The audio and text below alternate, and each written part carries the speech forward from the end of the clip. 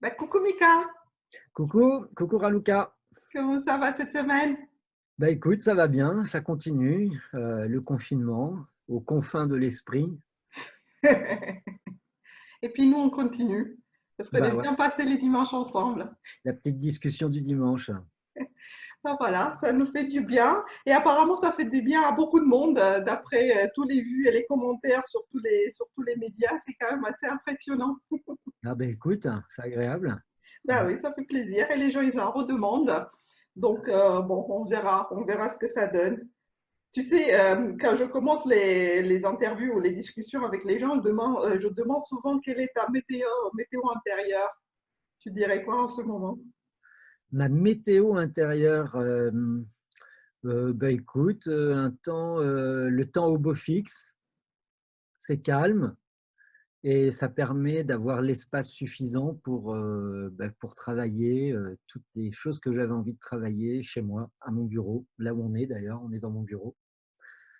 Et voilà, soleil au beau fixe. Ben voilà, parce que la dernière fois il pleuvait, mais il pleuvait juste à l'extérieur, pas à l'intérieur. Ah oui, Et puis merci de nous laisser rentrer dans ton bureau, on adore. merci. On se sent chez soi aussi, tu vois. Écoute, Bon, et donc du coup, comment s'est passée ta semaine? Dis-nous, qu'est-ce que tu as fait de beau cette semaine? ben, avec le temps qui passe, il y a une certaine discipline qui s'installe. Donc, je fais ma séance de sport tous les jours, à peu près 1 heure et demie, 2 heures. J'ai la lecture aussi. Je regarde un film tous les jours au moins. Et puis, bah, j'écris un bouquin, donc enfin, j'essaye. Donc, du coup, en tout cas, j'avance dessus. Je ne sais pas si ce sera terminé pour la fin du confinement, mais j'avance. Ah bah, tu as un vrai objectif du coup, hein. Ouais, ouais, quand même. Ouais. Mais il y a tellement de choses à faire. Il y a un milliard enfin, là, je regarde, enfin, j'ai des images à monter, j'ai des années d'images, de choses, des petites histoires. J'ai plein de petits films à faire. Ouais. Mais ça demande beaucoup de temps, tout ça. Ouais, et puis c'était un peu comme moi, on trouve que le temps passe très très vite parce que, probablement parce qu'on adore ce qu'on fait aussi, mais c'est vrai que tout le monde me dit oui, ça va durer encore jusqu'au 11 mai au minimum, et ils comptent les jours, les heures, et Bah moi oui. je regarde les jours passer et je vois déjà tout ce que je laisse derrière moi, bien évidemment, mais comme tu dis, il y en a tellement de choses incroyables à faire pendant ce temps-là. Mais je pense que ça, c'est une chance que l'on a même quand on est enfant. Enfant, je me suis jamais ennuyé. Et j'ai des amis qui, déjà enfants, s'ennuyaient et qui aujourd'hui, bah, pareil en fait. Et en même temps, ça ne veut pas dire que c'est bien ou que c'est pas bien. Je pense que c'est juste des questions de nature. Il y a peut-être des gens qui ont plus de facilité avec la vie comment dire, le compromis avec les autres et avoir envie d'être tout le temps stimulé et d'être dans un présent, comment dire, euh, Très actif. oui, où on est sollicité quoi, avec les autres et tout ça.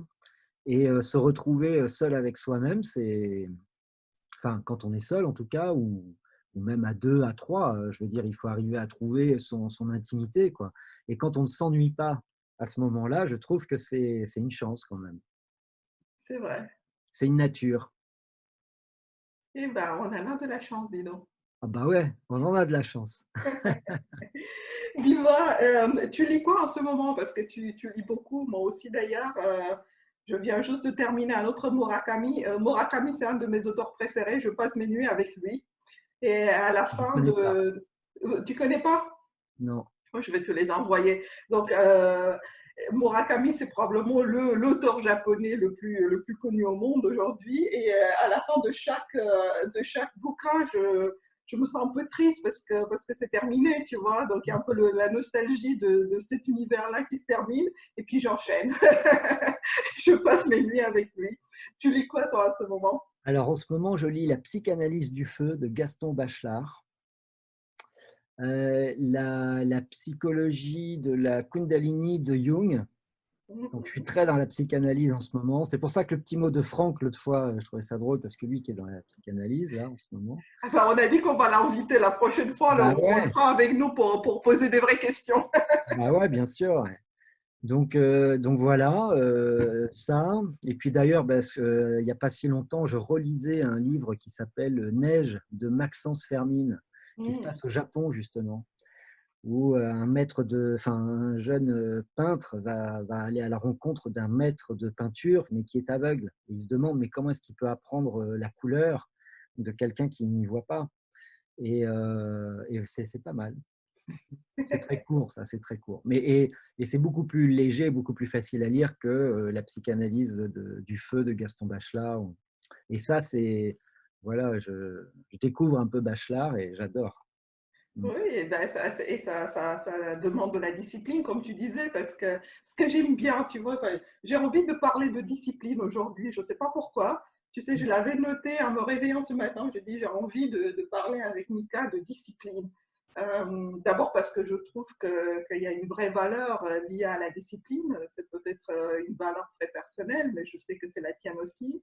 Et il y a aussi un certain nombre de choses qui se passent quand on se force un tout petit peu plus, tu vois, quand on y va, tu sais, le truc de plus. Et, euh, et tu sais, depuis qu'on se parle enfin, tous les semaines, maintenant, je me suis remis sur cette position sur la tête. Et chaque fois que je me mets dans cette position, et Dieu sait à quel point j'avais des difficultés à la faire avant, à chaque fois, je trouve que c'est un tout petit peu, tu sais, une demi-seconde de plus. Et c'est ça qui me donne envie de continuer, tu vois. Vas-y, c'est à toi. Ouais. Je pense que en fait, la discipline, c'est quoi? C'est de la répétition. Et oui, c'est de la répétition. Et c'est une régularité, c'est une répétition régulière. C'est-à-dire, elle peut être quotidienne, elle peut être hebdomadaire, mais en tout cas, au bout d'une année, on va voir qu'il y a quelque chose qui va s'installer, qui est métrique. Et surtout, je pense que c'est plus facile pour les gens qui se sont déjà donné cette discipline une fois dans leur vie, parce qu'ils ont compris une méthode. Tandis que quand on est autodidacte, quelquefois, c'est difficile. C'est ce qui est le plus difficile, en fait, quand on est seul. Quand on veut apprendre seul ou qu'on n'a pas les moyens d'aller prendre des cours ou qu'on n'a pas l'opportunité d'avoir une amie qui nous enseigne, du coup, il faut se donner cette discipline. Et ça, c'est pas évident. Surtout qu'au début, on n'arrive pas à voir justement le progrès qu'on fait. Parce que ça ne se voit que sur des mois. Là, je vois, du coup, là, j'ai l'opportunité de pouvoir travailler des gammes. C'est très, très, très embêtant. C'est très embêtant. Et ouais, mais par contre, maintenant, là, au bout de 3 semaines déjà, je vois mes doigts qui sont beaucoup plus fluides, qui répondent beaucoup mieux, alors que j'ai fait que des exercices bêtes et méchants. Et après, la discipline, comment dire, quand on est un gamin, par exemple, et qu'on se prend de passion pour quelque chose, que ce soit la danse, que ce soit en fait, on y va, on ne se rend pas compte qu'on est discipliné et qu'on va travailler. Et on le fait avec joie. Et on ne compte pas les heures. On voit pas. Je pense que c'est pareil, il faut arriver à retrouver ce sentiment. Voilà. Et là, du coup, la discipline, ce n'est pas un fardeau. C'est pas. Ouais, mais c'est pas évident, ouais. Surtout seul. C'est pour ça que généralement, on essaie de trouver un groupe qui nous inspire. Il y a une force de groupe, quoi. Ah, tiens, tu me donnes des idées, attention. Parce que moi, monter des groupes, c'est très facile, tu sais. Non, mais c'est vrai que, enfin, j'étais en train de penser pendant que tu parlais au fait que plus on a du résultat, plus on adore ce qu'on fait, tu vois. Et peut-être qu'au début, bien évidemment, comme chaque chose nouvelle, c'est difficile d'être bon, hein, c'est difficile d'avoir des résultats tout de suite. Mais tu parlais de la joie, de la discipline, et je pense que c'est vraiment comme ça enfin, que c'est intéressant de voir la discipline avec ces joies que le progrès, si tu veux, nous apporte. Bien sûr. Après, ce qui est difficile, c'est dans la vie d'aujourd'hui, alors pas en ce moment, parce que là, on est assigné à résidence, mais dans la vie d'aujourd'hui, en fait, je crois qu'on en parlait déjà un petit peu les autres fois, mais le rythme dans lequel on vit, quelque part, ça nous coupe de notre nature, ça nous coupe de la nature, ça nous donne beaucoup moins d'espace pour ça. Et en fait, tout le côté du développement personnel n'est pas très valorisé, en fait. Même si aujourd'hui, il faut quand même reconnaître qu'on a beaucoup plus d'espace peut-être que que les générations d'avant, quoi. Donc ça, c'est pas mal. Mais là, on voit quand on a le temps et que le confinement est plus agréable qu'autre chose, euh, voilà, qu'on peut mettre ça à profit et que vraiment c'est un luxe. En fait, le vrai luxe, c'est le temps, vraiment, ça c'est sûr. Donc après, il faut arriver à avoir, pardon, une discipline, je pense aussi pour arriver, c'est ça aussi. Tu sais, il y a une phrase qui dit: «Les amoureux ont toujours le temps d'aimer». Parce que souvent, par exemple, il y a des gens, ils me disent, si par exemple je dis: «Voilà, j'apprends la guitare ou j'apprends ça en ce moment», on va me dire: «Ah mais, ah tu as de la chance, moi j'ai pas le temps». Et je dis toujours: «Bah, c'est bizarre parce que les amoureux, ils ont toujours le temps d'aimer». Ça veut dire que tu as le temps de rien, puis le jour où tu as rencontré quelqu'un, tu sais pas pourquoi, tu es debout jusqu'à 6 heures du mat, le lendemain tu vas bosser quand même, tu trouves le temps. Ouais. Donc il faut être amoureux. Il faut avoir le cœur au printemps. C'est ça. Et en fait, ça tombe bien parce qu'on est au printemps.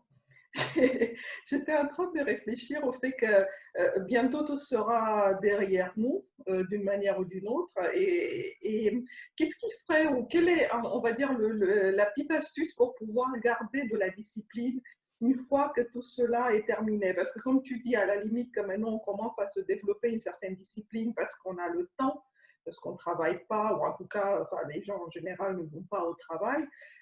Qu'est-ce qui va faire qu'on va pouvoir garder cette discipline après? Bah, quelquefois, il y a des petites, il y a des prises de conscience qui nous aident, des prises de conscience qui quelquefois sont dans des petits traumatismes. C'est comme le fait de réaliser tout à coup qu'on a un temps de vie sur terre qui est compté et on ne sait pas combien de temps. Du coup, déjà, quand on a conscience de ça, ben, on passe beaucoup plus à l'essentiel. Hem, voilà, après on peut se réaliser, dans de plein de manières différentes. On peut se réaliser dans le groupe, au travail, tout ça, mais dans la réalisation personnelle, il y a beaucoup de choses où voilà, ouais, ça demande en fait de revoir ses priorités. Mmh. Je pense, c'est ça, hein. Oui, et peut-être aussi dans le fait d'instaurer ces disciplines-là, je pense qu'il faut aussi se donner des heures qui peuvent correspondre à notre programme d'après, tu vois. Parce que c'est vrai que si on fait du yoga à 11 heures du matin, bah forcément, du lundi au vendredi, on va avoir du mal à refaire du yoga à 11 heures du matin. Donc ça veut dire que ce qu'on a gagné pendant cette période-là, on peut rapidement le perdre juste après parce que c'est 11 heures. Alors après, le yoga, comme on disait la première fois, je crois, c'est un corps, théorique et un corps pratique qui comprend, enfin, de la théorie et de la pratique. Là, ce à quoi on fait, allusion, c'est le cours de yoga physique, donc la gymnastique du yoga, qui est une chose. La gymnastique du yoga, c'est une hygiène en réalité. C'est ce qui permet un jour de pouvoir s'asseoir et de pouvoir, un jour, jouir de son esprit. C'est comme, comme on disait l'autre fois, se brosser les dents, ainsi de suite. Donc du coup, si on trouve le temps de se brosser les dents, on pourra trouver le temps de faire, quelques étirements, de faire un peu d'espace dans le corps. Mais par contre, là-dessus, la discipline, elle est dans le rendez-vous. On n'est pas obligé d'y passer 1h30. Ça, c'est pas vrai. Et puis aussi, le yoga, ça comprend des tas de choses. Je peux être au bureau et faire, 10 minutes à un moment donné, même, voilà, ici je suis au bureau, là je suis en train de toucher le bureau, je peux on à n'imp en fait, ça peut se faire n'importe où, n'importe quand, heu, tout le temps. C'est au bout d'un moment, c'est une attitude, c'est une attention particulière, si on parle du yoga. Ouais. Oui, mais c'est vrai, tu vois, enfin bon, je note parce que je note plein d'idées qui me passent par la tête une fois que je t'écoute parler. Mais c'est vrai qu'il y a des choses, à la limite, c'est plus la discipline, c'est la régularité dont tu parlais, le fait d'avoir cette attention, en tout cas répétition quotidienne qui va faire que on aimera de plus en plus et que donc du coup, on aura envie de continuer. Et peut-être qu'on va les aider en leur donnant deux, trois petites choses. Je sais que, enfin, je sais pas quand, mais on va le faire parce que j'adore la respiration alternée et des choses comme ça qu'on puisse faire au bureau aussi. Je pense que ça serait vachement utile. Avant la fin du confinement, je note pour pouvoir faire ça aussi. Et après, en même temps, être discipliné sans non plus se mettre trop de pression parce qu'il y a cette phrase qui me revient souvent, «Si on aiguise trop un couteau, il coupe plus». C'est ça. Donc il faut arriver à trouver ce juste milieu et ce juste milieu dépend, évidemment de chaque individu. Ça m'amène sur l'histoire de l'alignement. Tu vois, quand tu me parles de cette histoire de couteau, je pensais à l'alignement parce que je pense que quand on est aligné avec soi, tu sais, avec qui on est, avec nos valeurs, avec ce type d'équilibre, on arrive à le trouver plus facilement. Comment tu vois, toi, l'alignement à la colonne vertébrale? Ben écoute, je me sens plutôt aligné, mais après le compromis, et on le voit avec l'âge venant, et plus ça va, plus on se rend compte que non seulement on vit dans un monde, la nature est interdépendante, mais notre façon de vivre, nous, l'être humain est donc relationné, on est obligé de faire avec le groupe. Et le groupe, ça amène une inertie aussi. Comme on dit, il y a l'inertie de groupe. Imagine, tu es avec tonton, tata, les enfants, mamie, papy, et tout le monde, on a décidé d'aller à la plage. Entre le moment où tu as décidé d'aller à la plage et le moment où tu te mets en route, il s'est passé 20, 30 minutes. Et va chercher, et non, et moi j'ai oublié ça, et moi, c'est, mon Dieu, se déplacer à 10, c'est un truc. Donc du coup, l'alignement, c'est c'est une bonne chose, mais ça peut être aussi un problème d'être aligné sur ses valeurs, et quelquefois, il faut mettre ses valeurs de côté quand on est avec le groupe. C'est ça qui, quelquefois, est le plus difficile. Alors, ça peut être difficile de déjà trouver ses propres valeurs à soi, mais je pense que vraiment le plus difficile, c'est un jour justement de se rendre compte que ces valeurs-là peuvent se confronter au monde, et c'est là où l'aigreur peut commencer à naître, c'est là où l'inconfort, c'est là où quelquefois on va préférer la compagnie des animaux à celle des humains, c'est là où tout à coup, quelquefois, au lieu d'embrasser l'humanité, on va commencer à se dire mais non, j'en veux plus moi, de cette humanité. Et ça se comprend parce que il y a tellement de schémas de pensée euh, que quelquefois on se dit mais où est ma place là-dedans? Et en fait, on ne se reconnaît pas forcément dans le groupe. Alors là, je parle peut-être pour moi, je ne sais pas, mais je pense que beaucoup sont dans ce cas. Ouais. Oui, et puis c'est une question d'alignement et donc d'être vrai par rapport à soi-même, par rapport à ce qu'on a décidé d'apprécier, de valoir, pour des raisons qui nous sont très propres d'ailleurs, hein, c'est sans jugement. Et après, il y a un peu cette histoire d'authenticité qui vient derrière. Le fait d'être obligé de porter un masque au jour le jour pour pouvoir s'intégrer, pour pouvoir être aimé, pour pouvoir… Ouais, alors je pense que là-dessus, ben, bien heureux celui, celle qui n'a pas ce genre de poids sur les épaules. Euh, Là-dessus, alors si je parle de mes histoires personnelles, le fait d'être intègre et de tenir à mon authenticité, ça m'a valu quelquefois, comment dire, de ne pas m'engueuler avec les gens et juste de tendre la main et faire merci, au revoir. Et hop, et en une seconde, j'ai disparu et je ne suis plus là. Il y a des gens avec qui j'ai travaillé ou machin, et il y a des moments où je me dis, personne ne me parle comme ça. Mais ça veut dire que le lendemain, le travail qu'on faisait ensemble ou ce qu'on a construit ou ceci, cela, c'est fini. Et oui. Donc du coup, il faut être prêt aussi à ça, à assumer de vouloir tenir une ligne. Tu vois, je regardais un film là, il n'y a pas longtemps qui parle très bien de ça, c'est En route pour la gloire avec John Carradine. Attends, c'est John, je crois, le père de David Carradine, qui est un super acteur. Ah non, avec David Carradine. Avec David Carradine, ouais. Et il est vraiment super ce film. Ouais. Ah oui, je sais pourquoi je pensais à son père, parce que j'ai vu un autre film américain qui s'appelle Les raisins de la colère. Tout à fait. Ah, qui est sublime. Et c'est son père qui joue dedans, d'ailleurs, un super rôle. Et en fait, c'est l'histoire d'un joueur de country aux États-Unis. Et c'est pendant cette période où il y avait une vague massive de gens qui quittaient le Texas, l'Oklahoma et qui allaient vers la Californie pour trouver du travail. Mais arrivés là-bas, ils se retrouvaient parqués dans des parcs, quoi, tu vois. C'était vraiment la pauvreté, tout ça. Enfin, c'était assez incroyable. Et ce joueur de country, il est doué pour la musique et on lui propose donc des premiers contrats. Et en fait, le truc, c'est qu'il n'a pas envie d'aller faire le clown dans les salons, machin. Et donc, du coup, à chaque fois, il préfère sa liberté, voilà, il préfère à chaque fois sa liberté, il ne fait pas de compromis.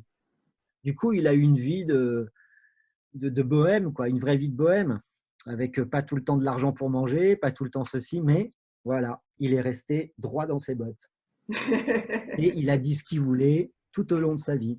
Mais ça a un prix. Bien sûr, et puis ça dépend, c'est qui définit ce prix, tu vois, à qui tu le payes. Tu vois ce que je veux dire? C'est chacun d'entre nous décide si c'est un prix ou si c'est un prix trop cher et à qui on le donne, tu vois, ce Oui, prix-là. bien Qui sûr. l'exige, ouais. Parce qu'après, il y a des cas où cette abnégation de soi, elle est bonne. Par exemple, moi, je viens plus d'un côté hippie, mais j'ai beaucoup de respect pour l'uniforme, par exemple. Et à travers le parachutisme et tout ça, j'ai rencontré beaucoup de gens, des militaires, des policiers, tout ça. Et on pourrait se dire, tiens, Mika, c'est bizarre. mais mais j'ai trouvé qu'il y avait quelque chose de. J'ai trouvé des gens, enfin beaucoup de gens assez intéressants et de voir, comment dire, je me dis que si on arrivait à avoir l'esprit créatif et avoir ce côté en groupe aussi où on respecte à la fois, enfin, respecter l'individu et en même temps avoir quelquefois cette abnégation de soi pour qu'un projet puisse aller jusqu'au bout, plutôt que d'avoir des discussions où chacun est là, donne son avis à tout prix.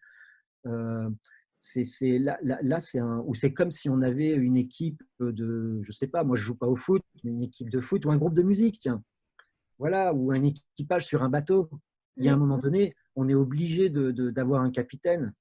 Et puis, à un moment donné, de suivre des ordres, quelquefois où on n'est pas d'accord. On se dit non, moi, je l'aurais plus fait à 18h qu'à 14h. Oui, mais là, il faut suivre la vision de l'un qui va amener le groupe et il faut que chacun puisse rester. Et c'est là où, là, il faut avoir cette vision et se dire, et voir la vision du groupe et comment est-ce qu'on s'intègre dedans et est-ce que dans ce cas-là, on met le genou au sol et on prête allégeance, même si c'est pour 1 heure avec un professeur, même si c'est 1 semaine, 10 ans, si c'est dans une profession. Ça, c'est intéressant. Ouais. Ça me faisait penser, tu sais, à ce proverbe africain qui dit que quand on marche seul, on marche très vite, enfin en tout cas beaucoup plus vite, et quand on marche ensemble, on va plus loin. Ça, c'est vrai. Et moi, l'autre fois, tu sais, j'ai un de mes meilleurs potes qui est le Ivo, qui est le batteur de Amadou et Mariam. Je ne sais pas si tu vois le groupe. Ouais, Dimanche à et Banane. ça t'a parlé d'Afrique tout de suite, Et, voilà. bah oui, non mais voilà, mais je te dis ça parce que l'autre fois justement, il me dit, bah, tu sais, parce que c'est souvent je fais plein de trucs et plein de trucs en même temps, du coup quelquefois c'est pas bon. Ça c'est un petit défaut que j'ai. Et puis du coup il me regarde mon pote et puis il a souvent des petites, il me dit, tu sais, il y a un dicton africain qui dit, on ne peut pas courir et se gratter les fesses en même temps. Et c'est tellement vrai. Il y a- il y a- tu vois, il y a beaucoup de sagesse. Ah, mais bien, mais de toute façon, dans tous les dictons populaires, hein, qu'ils soient européens, africains, asiatiques ou américains, les dictons populaires renferment énormément de sagesse. J'étais en train de me dire, parce que je passe ma vie à poser des questions aux gens, entre autres, enfin, c'est un défaut professionnel, mais j'étais en train de me dire, c'est quoi les questions que tu te poses toi en ce moment? Oula! Ah, Pardon. Tu sais, t'es pas obligé de répondre à tous mes trucs, hein. non, bien sûr. Bah, évidemment, enfin, tu sais, il y a les choses qui nous traversent, les choses qui nous traversent tous, qui existent probablement dans l'inconscient collectif. D'où on vient, où on va, le sort de l'humanité. Pour moi, il y avait évidemment, peut-être là, à mon âge, l'histoire d'avoir des enfants ou pas, voilà, des choses Ah, comme ça, quoi. Et non, pour moi, alors, je ne suis pas contre, hein, les enfants, je les aime beaucoup, ils m'aiment beaucoup aussi, ça c'est ça, clair. on le sait, oui. Et ouais, ouais, non, c'est clair, je peux aller n'importe où, ça marche très bien, mais euh, non, j'en ai pas le besoin, j'en ai pas le besoin, l'envie, j'en ai pas, voilà, ouais. Mais effectivement, non, mais je pense que ce sont des questions normales, enfin normales. J'ai aussi des questions anormales.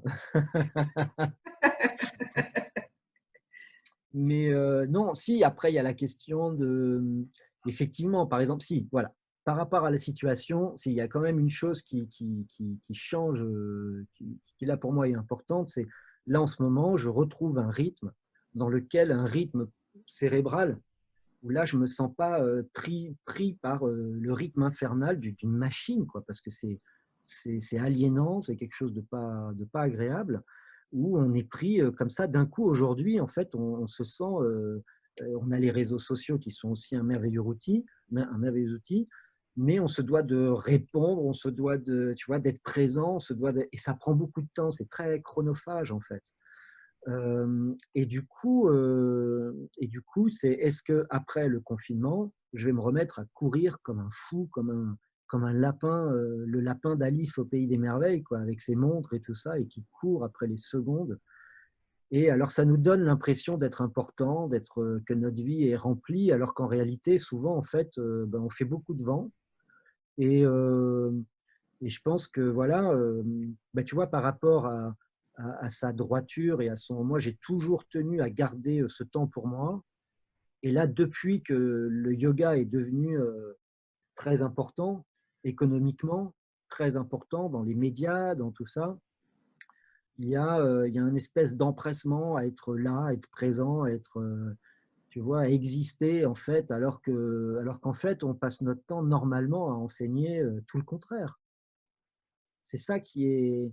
Et là, alors, bon, après, il y a des questions dedans qui mériteraient d'être beaucoup plus approfondies, mais je pense, oui, c'est important de pouvoir. Mais là encore, c'est un luxe. Je, parce qu'en fait, le truc, c'est que, tu vois, le monde du yoga, c'était justement, on proposait une alternative quelque part. C'est un peu comme le mouvement hippie, tu vois, mais le mouvement hippie, après, aujourd'hui, c'est devenu de la déco. Et moi, j'aime bien la décoration. Je trouve ça agréable, la décoration.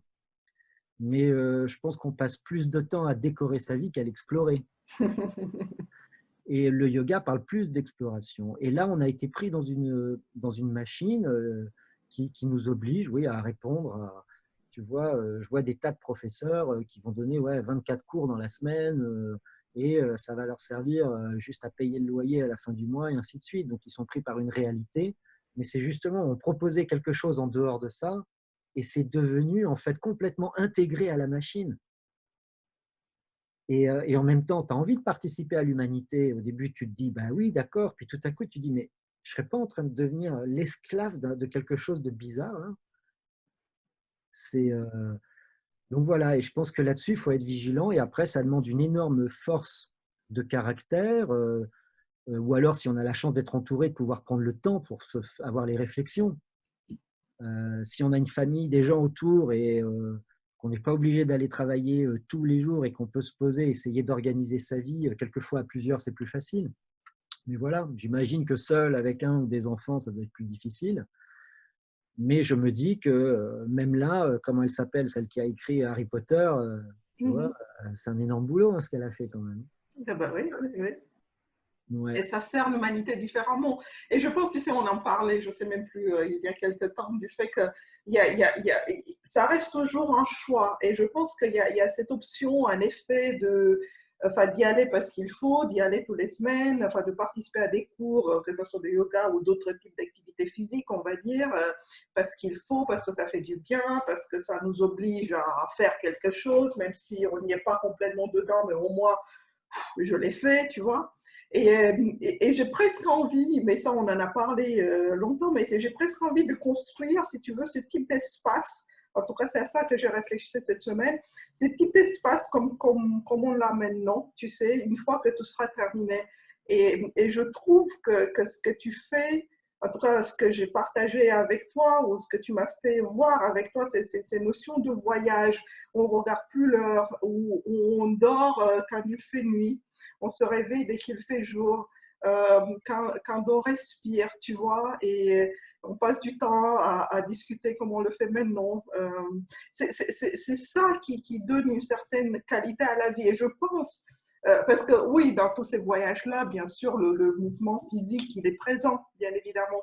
Mais je pense en tout cas pour ma part, j'ai acquis tellement plus de choses pendant ces voyages-là euh, qui ont presque, j'allais dire, de la valeur ajoutée encore exponentielle par rapport à ce que tu fais aujourd'hui. Et je pense, enfin, ce que tu fais par rapport au cours de tous les jours, je veux dire. Et je pense que ça peut être en effet une solution, je ne sais pas, en parallèle ou oui, de voir comment la développer parce que ça apporte quelque chose aux gens voilà, dont on en a besoin, je trouve. Oui, bon après l'échange, c'est toujours positif. Et si en plus il est voulu des deux côtés, c'est encore mieux. Euh, et ça, évidemment. Euh, Après, il y a, alors de toute façon, oui, cette idée de voyage, tu sais, il y a un livre, bah, justement, que j'ai relu là, il n'y a pas longtemps, qui est un livre très ennuyeux, mais qui est il y a beaucoup de philosophie dedans, et pourtant, c'est un livre d'anatomie, de l'étude de l'anatomie du mouvement. Ça s'appelle Le mouvement des animaux de Aristote. Et en fait, il étudiait donc le mouvement des animaux. Et à un moment donné, une phrase qui m'a fait tilt, en fait, qui m'a fait plus, comment dire, qui me fait plus dessiner quelque chose de philosophique dans ma tête plutôt qu'une étude de l'anatomie. C'est-à-dire, il dit, tout mouvement, en fait, est basé sur un point fixe. C'est-à-dire que pour bouger ici, je suis obligé d'avoir quelque chose de fixe. Et le mouvement part, et le mouvement est lancé c'est le désir qui crée le mouvement. La nécessité, évidemment, la nourriture, mais on est passé du stade de la bactérie à celui de batracien, par la nécessité et par le désir. Donc le désir de manger, le désir. Donc du coup, ben, ça, pour instaurer un mouvement, il faut une base fixe, Mhm. il faut un appui, c'est obligatoire, et il y a un désir aussi, alors qui est peut-être sous-jacent, dont on ne se rend pas compte. Mais le désir est à la base c'est un peu la flamme qui maintient tout ça. Alors après, ce désir, on peut l'appeler la curiosité. Euh, mais voilà, ça c'est intéressant. Qu'est-ce que je peux rajouter là-dessus? Non, tu sais, c'est juste par rapport à cette histoire de comment on peut garder ce moment suspendu dans le temps. Et je pense que, tu vois, ce qu'on retrouve là, c'est parce qu'on a un lien. Et c'est pour ça que c'est facile pour nous d'avoir ces discussions-là, voilà, quand ça nous prend. Euh, mais qu'est-ce qu'on gagne, si tu veux, c'est de refaire un peu de temps en temps des moments suspendus, je trouve, tu vois. Même si on reprenne une vie un peu agitée, un peu à la va-vite, etc., de se donner un peu le temps de faire ce voyage-là. Tu vois ce que je veux dire? Oui, De retrouver un peu de ce moment ensemble. c'était Jacques Brel qui chantait, ou je ne sais plus si c'était Jacques Brel ou quelqu'un, non, ou Cabrel, mais en tout cas, tu sais, s'asseoir sur un banc, on va s'asseoir sur un banc et on parlera de l'Amérique. Mhm. Tu sais, ça me fait penser à cette image, les petits vieux assis sur un banc qui sont là. Bon, et puis ils refont la vie. Mais voilà, c'est ça, quoi. C'est comme quand tu vas, enfin, je sais pas, moi je vois, pendant un moment donné, j'ai passé pas mal de temps au Maroc, ou comme en Espagne d'ailleurs. Et tu as la vie où on vit dehors, tu sais, où on s'assoit sur un banc et les gens parlent, discutent. On vit dans la rue, on vit dehors, quoi. Et ça, c'est agréable aussi, ça. C'est une espèce de la flânerie, quoi. Se laisser. Mais le mode de vie qu'on a aujourd'hui et la vie qu'on a aujourd'hui ne nous autorise pas ça. Mhm. Comment est-ce que tu veux, quand tu as fait 8 heures de travail par jour, tu vois, comment ça se fait qu'on ne peut pas se partager tout ce travail à plusieurs et chacun pourrait y travailler le temps qu'il veut, mais tu vois, 3 heures par jour, c'est suffisant. Ben oui, parce que tout le reste qu'on fait, c'est du travail aussi, hein. Bah, est-ce que tu as déjà vu un lion qui, de 8 heures du matin jusqu'à... Non, non, mais ça n'existe pas. Les lionnes non plus, d'ailleurs. Ni tous les Merci. jours. Je dis ça J'étais parce qu'elles travaillent bien plus que les lions, mais... Ouais, non, bon, c'est vrai, enfin bon, chacun il a son rôle, mais nous, j'étais en train de, tu sais, je te voyais bien au Maroc sur un banc, et un jour, j'étais dans les montagnes en Roumanie avec un ami français, il est un peu plus âgé que moi, et on passait devant, justement, un vieux monsieur qui était juste assis sur un banc devant sa porte, tu sais, dans les petites maisons de montagne, il n'y a personne qui passe, et lui, il était tout seul là à regarder, et je lui ai dit bonjour, je lui ai dit, qu'est-ce que vous faites? Et il me dit, bah, je regarde. Bon, il n'y avait rien, tu vois. Et en continuant notre chemin, mon ami me regarde et dit, tu sais, moi, quand je vais être grand, je vais faire comme ce monsieur. Mais oui, mais oui. Mais en même temps, tu vois, par exemple, à un moment, j'ai eu une expérience où je suis resté dans une grotte en Inde et au Sri Lanka d'ailleurs, j'ai fait ça aussi. Mais quand j'étais en Inde, donc on faisait rien de toute la journée. Et il y a des gens qui m'ont dit, mais qu'est-ce qui se passe? À quoi ça sert? Enfin, je veux dire, tu faisais pas des... Parce que j'étais là-bas avec un professeur de yoga et mon professeur. Et puis donc, c'est du genre, bon alors, c'était quoi tes exercices? Apprends-nous, machin. Puis moi, je disais, bah oui, mais ça n'a rien à voir avec les cours de yoga qu'on fait entre 18h et 19h30. Là, c'était le yoga, ça prenait toutes les heures, ça prenait tout, ça s'imprégnait partout. Et en fait, ça consistait en, tu t'assois une fois, tu peux t'allonger, tu peux te relever, mais tu restes là où tu es. Et quand il s'est passé plusieurs mois, au bout d'un moment, donc les jours commencent donc à s'enchaîner, il y a une espèce de truc qui s'installe, une plateforme. Et en fait, au fur et à mesure, tu sais, au début, je voyais le soleil se lever et le soleil se coucher. Je me mettais le corps face au sud, et donc je voyais le soleil se lever et le soleil se coucher. C'est ce que tous les humains voient. Tu as une ligne d'horizon et tu vois le soleil qui se lève. Sauf qu'en réalité, au bout d'un moment, je ne voyais plus le soleil se lever. Je sentais qu'en fait, ma ligne d'horizon n'était pas là, mais que moi, j'étais posé sur la planète, sur le côté, comme ça en réalité. Que j'étais assis et que quand je voyais le soleil se lever, en réalité, c'est moi qui suis en train de tourner et tomber en arrière, comme ceci, sur le côté de la planète. Tu vois, enfin, plutôt là, quand je le voyais se coucher, comme ça.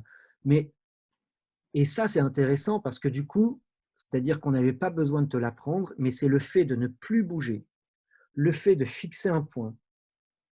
Et on n'a même pas besoin de t'en parler, mais au bout d'un moment, tu ne peux pas sentir la Terre tourner parce que la gravité fait que tu es accroché dessus. Mais ton esprit arrive à conceptualiser ça, quoi. Et tu le sens physiquement au bout d'un moment, c'est dans ta chair, cette compréhension. Et plus jamais de ta vie, tu vois le soleil se coucher, ça n'existe pas. Le soleil ne se couche jamais, le soleil ne se lève jamais.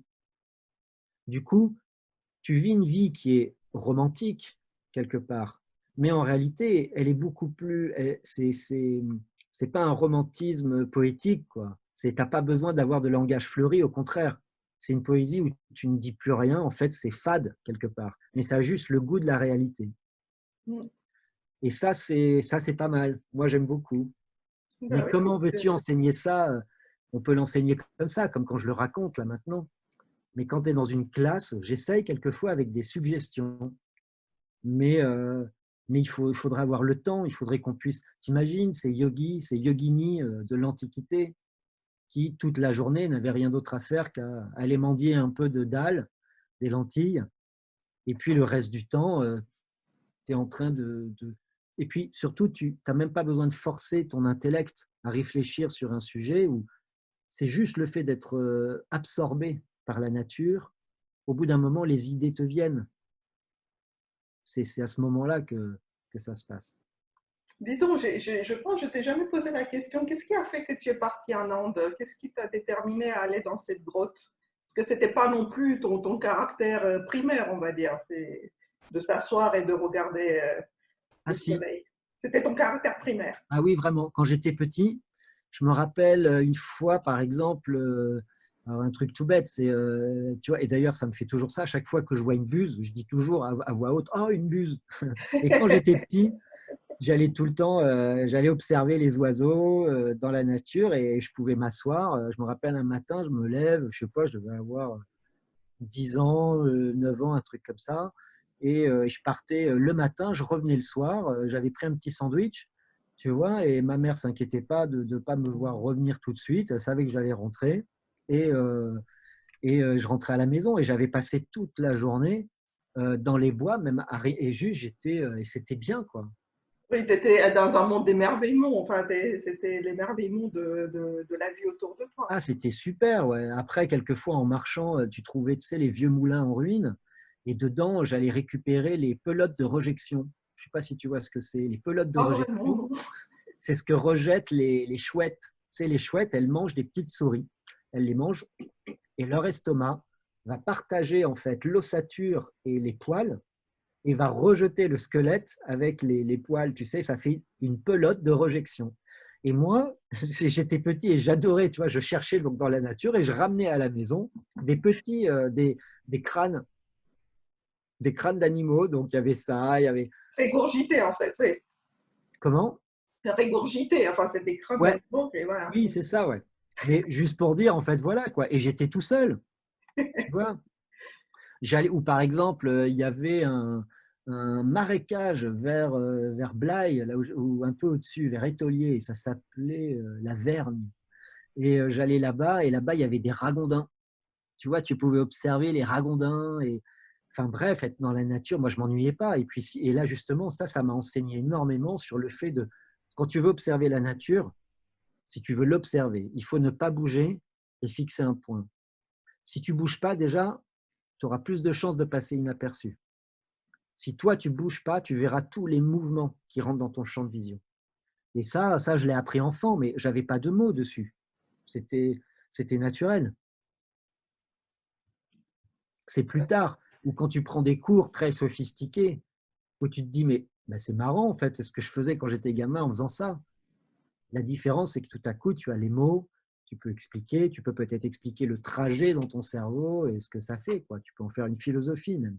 Mais toutes ces choses-là sont des choses naturelles, Ouais. qu'aujourd'hui on oublie parce que quelquefois, bah, ces choses-là, sauf si elles te servent dans ton métier, on va en faire comment dire, une faculté.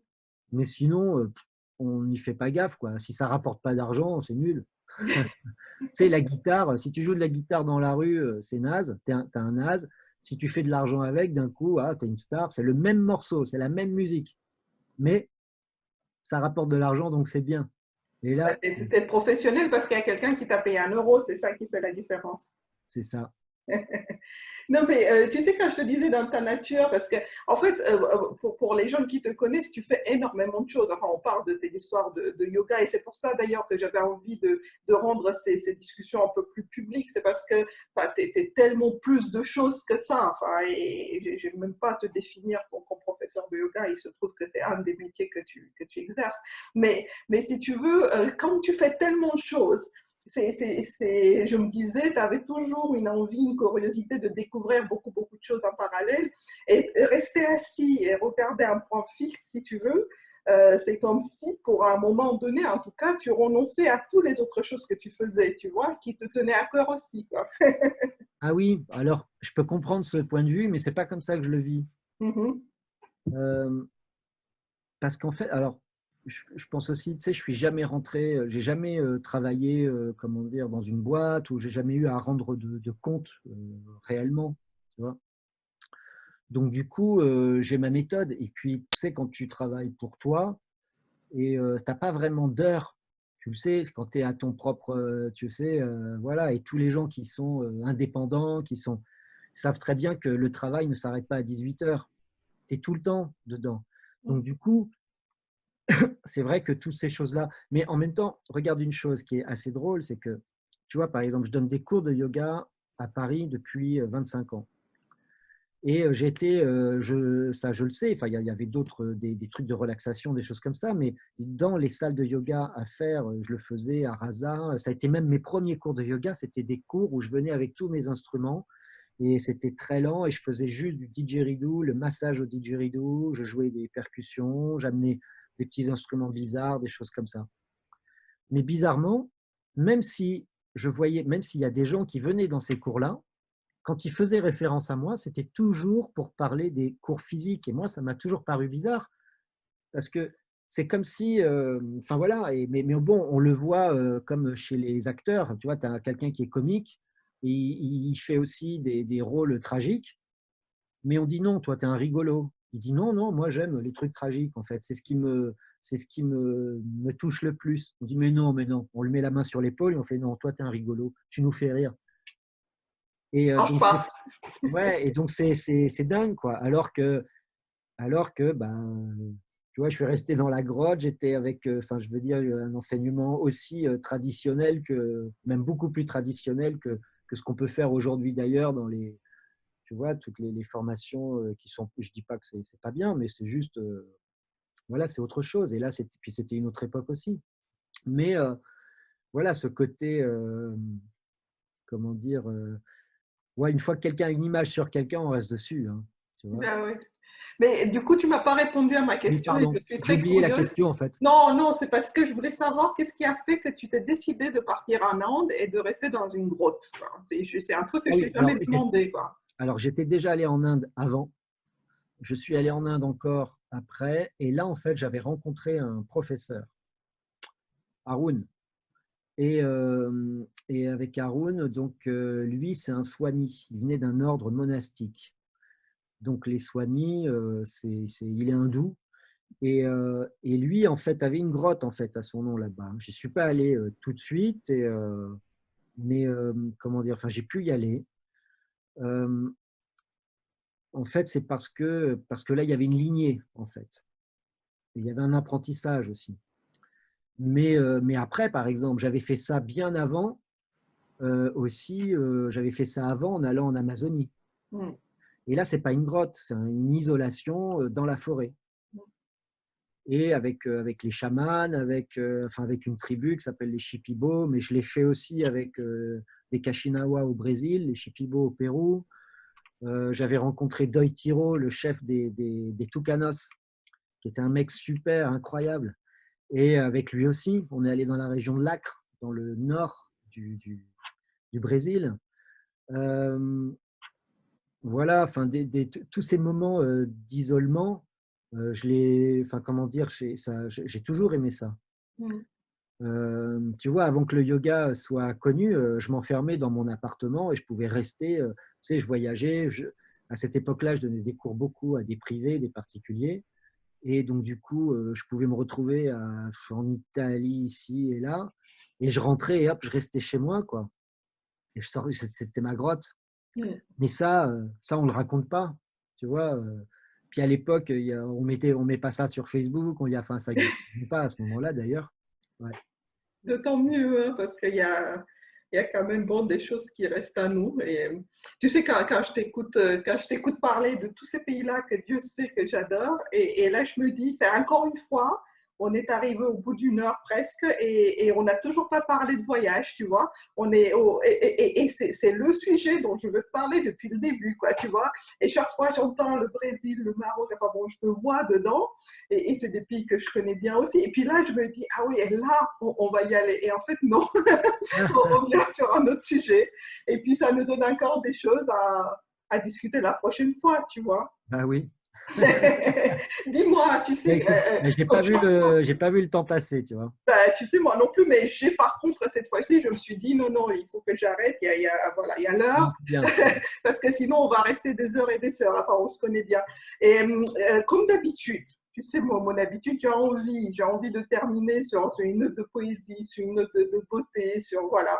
Et je ne sais pas si cette fois-ci, tu es prêt, parce que la dernière fois, tu Ah n'étais zut! pas prêt, mais une fois qu'on a arrêté la vidéo et qu'on s'est embrassé, tu m'as envoyé un message 3 secondes plus tard et dit c'est bon, je l'ai. Ah oui, je t'ai dit, pourvu qu'ici devienne ailleurs et qu'au retour, en retour, ailleurs devienne ici. Ouais. Tout à fait, tout à fait. Et pour Non, je aujourd'hui, ne me suis pas préparé du tout. ben voilà, Hein. voilà. Donc tu n'as qu'à me chanter un truc, enfin à faire un truc sympa parce que j'aimerais bien qu'on termine avec autre chose Qu'est-ce qu'on que… peut faire de sympa ici? Ah, attends, j'ai un didgeridoo ici, justement. Ah On va ouais, parler de voilà, comme ça didgeridoo. les gens ils comprennent ce que Ah oui, c'est parce que… ce matin, j'ai donné un petit cours où je disais aux gens, justement, les gens, vous pouvez essayer ça, vous allez voir. Vous êtes chez vous tout seul et vous n'avez rien d'autre à faire que ça. On gonfle les joues. Et les joues gonflées, on va essayer d'expirer l'air et d'inspirer en même temps. J'ai Ah fait les ouais, deux sons en même temps. je vais essayer après. Attends, fais-nous voir la musique parce que si je termine avec ce son-là, les gens Je vais ils vont pas chercher le revenir après, didgeridoo. hein.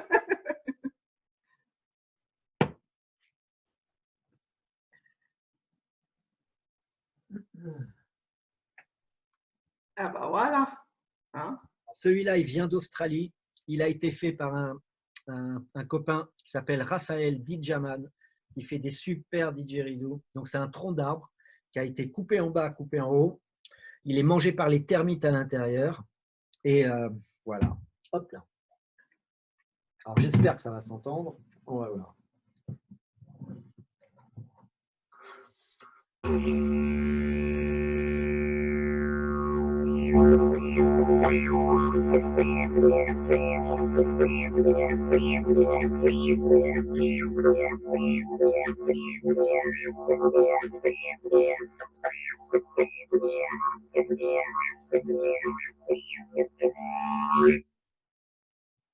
Ah bah oui, c'est parfait, tu vois. C'est comme ça qu'il faut terminer. Bon, bah tu sais que je t'aime beaucoup. J'adore passer ce temps avec toi. Puis je vais te dire là, à dimanche prochain. À dimanche Voilà. prochain. Parce qu'on est encore là. Super, bisous. Bisous.